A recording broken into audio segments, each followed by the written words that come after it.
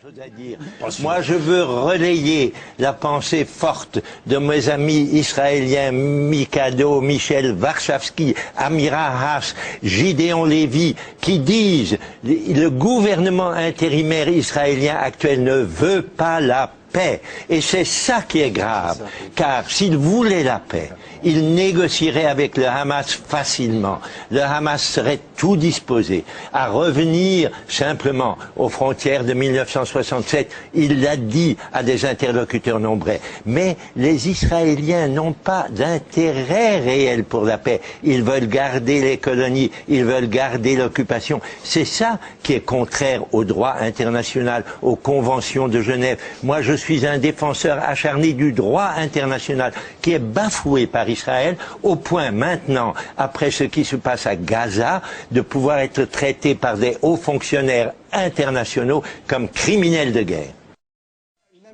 Cher Elias, laissez-moi rendre compte d'une chose simplement qui peut vous intéresser tous. À 3h30 de l'après-midi, j'avais au bout du fil Nasser, qui travaille dans le camp de Jalabia, qui était entouré d'enfants, beaucoup d'entre eux morts, qui me disait, je suis dans ma maison, j'ai 35 personnes dans ma cave, je suis allé, pendant la trêve, je suis allé chercher des tomates, j'en ai trouvé 5 à un prix exorbitant, je suis dans une situation épouvantable, faites tout pour qu'on arrête ce massacre. Rien d'autre ne compte actuellement. Il faut arrêter ce massacre.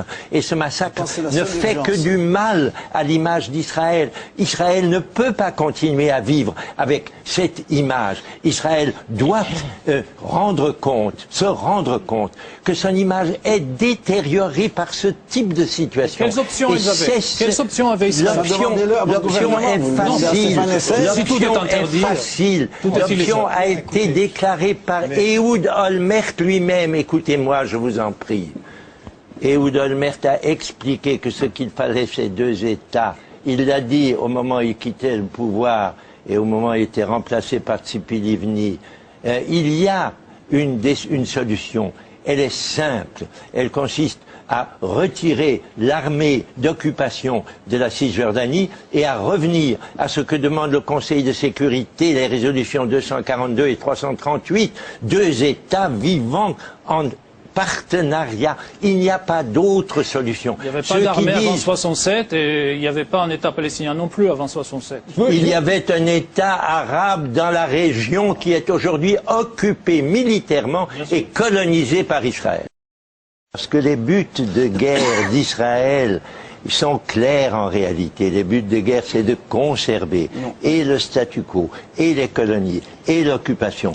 Et pour eux, ce qu'ils sont en train de faire, c'est de se donner l'image de gens qui défendent vraiment à fond la sécurité d'Israël, et ça leur permet de se faire élire en février.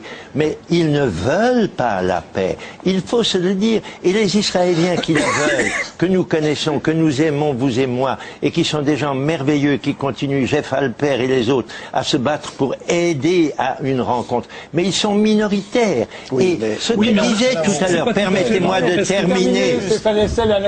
Permettez-moi de terminer. Ce que disait notre ami l'Israélien Michaeli, et c'est malheureusement aussi vrai pour Israël. Il disait, chez les Palestiniens, c'est les plus durs qui l'emportent. Bien sûr, dans une situation où on est l'occupé, où on est le colonisé, bien sûr c'est les plus durs qui l'emportent. Mais ce qui est bien plus grave, c'est qu'en Israël, ce sont chaque fois les plus durs qui l'emportent. Et quand il y a enfin un rabbin qui voudrait aller un peu plus loin, on l'assassine. Les Israéliens ne veulent pas d'un partenaire avec lequel ils pourraient négocier. Ils veulent d'un partenaire qui n'a aucune force. C'est malheureusement le cas de là-bas. Un mot d'optimisme. Attention.